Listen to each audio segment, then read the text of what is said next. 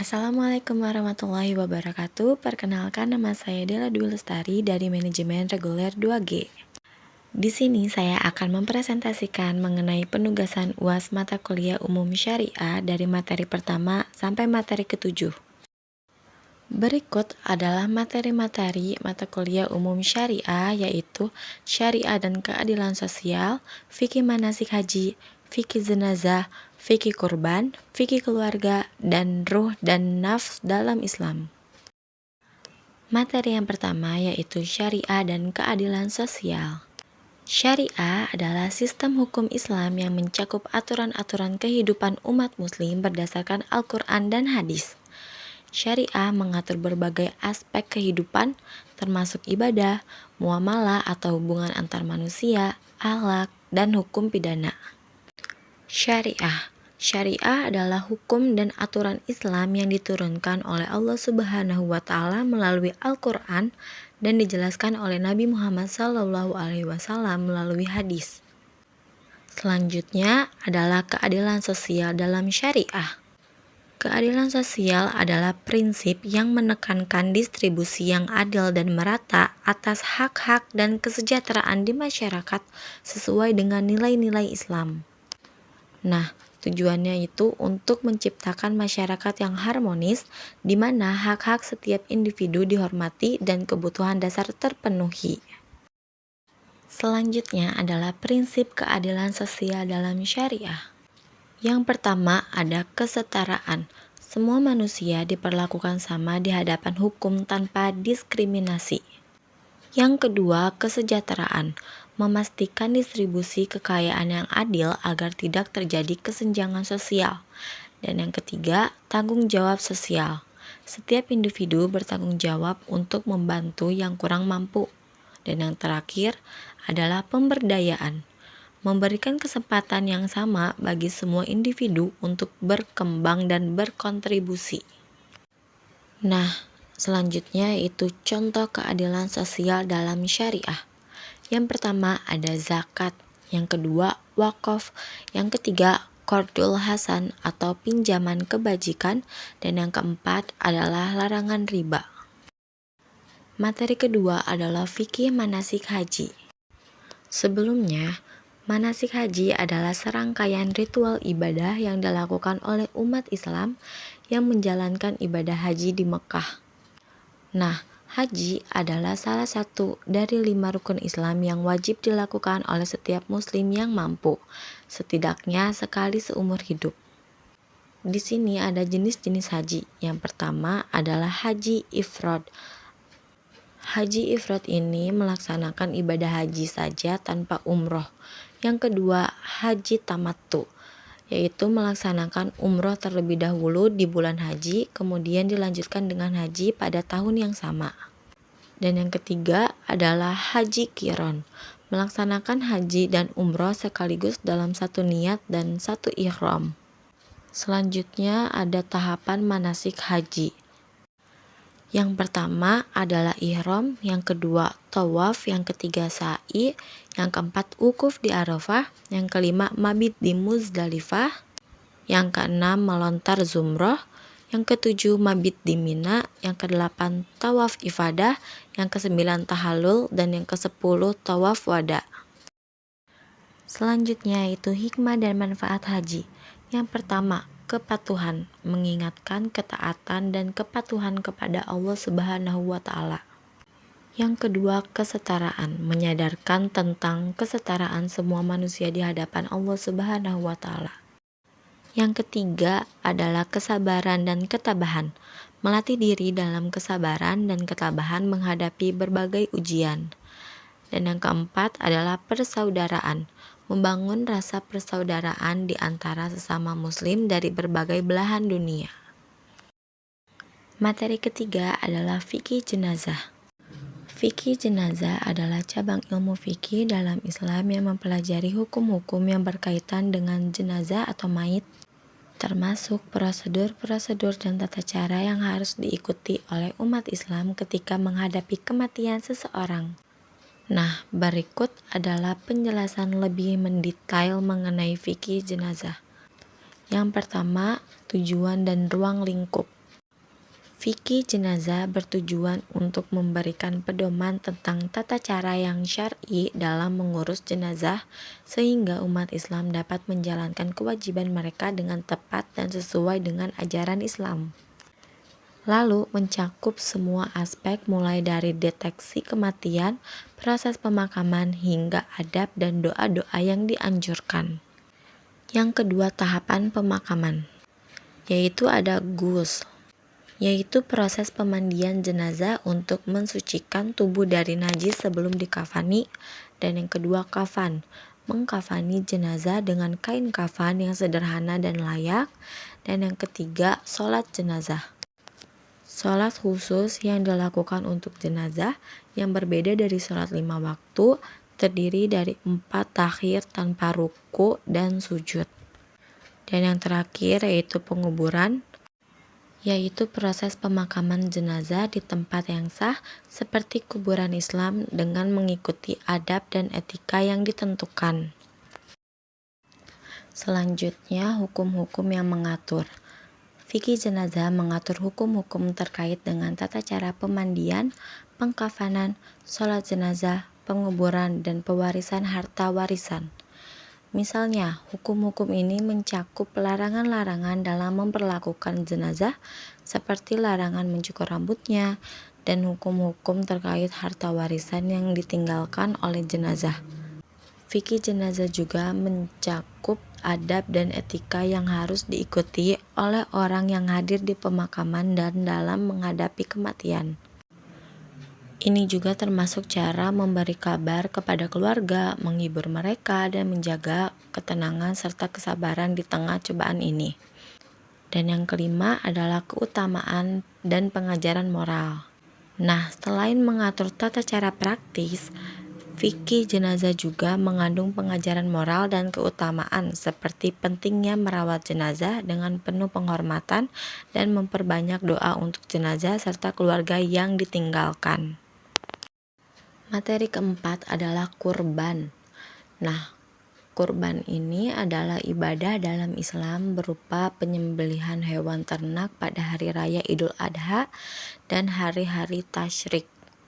Dan itu tanggal 11, 12, 13 Zulhijjah. Berkurban hukumnya sunnah muakkadah atau sunnah yang ditekankan atau mendekati wajib. Nah, dasar hukum dari kurban ini ada dalam Al-Quran, surat Al-Kautsar, dan surat Al-Hajj. Dan juga ada hadisnya Nabi Muhammad SAW bersabda tentang pentingnya berkurban. Hadis riwayat Tirmizi. Nah, syarat dan ketentuannya yaitu penyembelih harus muslim dan berniat karena Allah Subhanahu wa Ta'ala. Lalu yang kedua, waktu penyembelihan setelah sholat Idul Adha sampai hari tasyrik. Dan yang ketiga, cara penyembelihan harus sesuai syariat Islam dengan menyebut nama Allah Subhanahu wa Ta'ala. Di sini ada syarat usia hewan kurban. Yang pertama ada kambing usia 2 tahun, itu masuk tahun ketiga. Domba usia 1 tahun masuk tahun kedua. Unta usia 5 tahun masuk tahun ke-6. Sapi usia 2 tahun masuk tahun ketiga. Nah, 1 unta 1 sapi itu untuk kurban 7 orang dan 1 kambing atau 1 domba itu untuk 1 orang. Selanjutnya 4 perkara yang membuat hewan kurban tidak sah. Yang pertama, matanya buta sebelah. Yang kedua, kakinya pincang. Yang ketiga, hewannya sakit. Dan yang keempat, hewannya kurus. Pembagian daging kurban memiliki aturan tertentu yang dianjurkan dalam Islam untuk memastikan keadilan dan manfaat bagi semua pihak. Nah, pembagian daging kurban itu pembagiannya yang pertama sepertiga untuk pemilik kurban, sepertiga untuk dihadiahkan, sepertiga untuk fakir miskin, dan yang terakhir distribusi. Selanjutnya materi kelima itu kurban juga tapi mengenai akikah. Nah, akikah adalah ibadah dalam Islam berupa penyembelihan hewan sebagai bentuk syukur atas kelahiran seorang anak. Nah, akikah ini dilakukan pada hari ke-7 setelah kelahiran anak. Namun jika tidak memungkinkan bisa dilakukan pada hari ke-14, ke-21 atau kapan saja saat mampu. Selanjutnya adalah dasar hukum akikah. yaitu hadis Nabi Muhammad SAW bersabda, setiap anak tergadaikan dengan akikahnya, disembelihkan hewan untuknya pada hari ke-7 dari hari kelahirannya, dicukur rambutnya dan diberi nama. Hadis riwayat Abu Daud dan Tirmizi. Selanjutnya adalah jenis dan jumlah hewan akikah. Untuk anak laki-laki 2 ekor kambing atau domba, dan untuk anak perempuan 1 ekor kambing atau domba. Nah, hewan harus sehat dan tidak cacat sama seperti hewan kurban. Selanjutnya tata cara akikah. Yang pertama, penyembelihan dilakukan pada hari ke-7 dari hari kelahiran anak, lalu dapat dilakukan oleh orang tua atau wakilnya. Yang kedua, cukur rambut. Rambut bayi dicukur setelah penyembelihan hewan, dan juga berat rambut ditimbang dan nilai emas atau silvernya disedekahkan. Dan yang ketiga, pemberian nama. Pada hari ke-7 anak juga diberikan nama yang baik. Selanjutnya, pembagian daging akikah. Nah, daging akikah ini dibagikan kepada kerabat, tetangga, dan fakir miskin. Sebagian daging dimasak terlebih dahulu sebelum dibagikan, berbeda dengan kurban yang umumnya dibagikan dalam keadaan mentah. Materi ke-6 adalah fikih keluarga. Nah, fikih keluarga adalah bagian dari ilmu fikih yang membahas hukum-hukum Islam terkait dengan keluarga. Mulai dari pernikahan, hak dan kewajiban suami istri, hingga masalah perceraian dan warisan. Nah, skala prioritas mencari pasangan adalah keimanan agamanya. 4 skala prioritas mencari pasangan. Yang pertama, dinikahkan karena harta. Yang kedua, karena nasab atau kedudukan. Yang ketiga, karena kecantikan. Dan yang keempat, karena agama. Nah, yang harus diutamakan adalah agama, akhlak, dan keimanannya.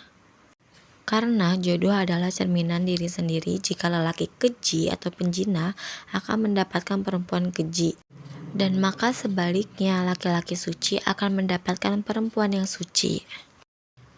Yang pertama adalah pernikahan. Pernikahan adalah ikatan suci antara pria dan wanita untuk membangun keluarga sesuai dengan syariat Islam. Di sini ada 5 rukun nikah. Yang pertama calon suami, yang kedua calon istri, yang ketiga wali, yang keempat 2 saksi, dan yang kelima ijab dan qabul. Syarat sahnya yaitu Islam, balik, berakal, tidak dalam ikatan pernikahan yang dilarang. Selanjutnya, hak dan kewajiban suami istri.